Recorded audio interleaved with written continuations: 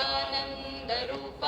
शिवोऽहं शिवोऽहं न च प्राणसमादं न चोपस्कपादिशंशोषणवाडवाभ्यां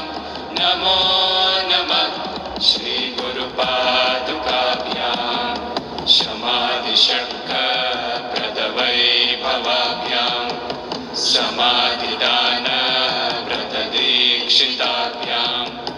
रमाधवाङ्ग्रे स्थिरभक्तिदाभ्यां नमो नमः श्रीगुरुपादुकाभ्यां स्वाच्छपराणाम् अखिलेशताभ्यां स्वाहा सहायक्षधुरन्धराभ्यां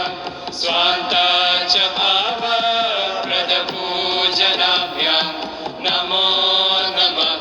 श्रीगुरुपादुकाभ्यां कामादिसर्पप्रजगारुणाभ्यां विवेकवैराग्यनिधिप्रदाभ्यां बोधप्रदाभ्यां धृतमोक्षदाभ्यां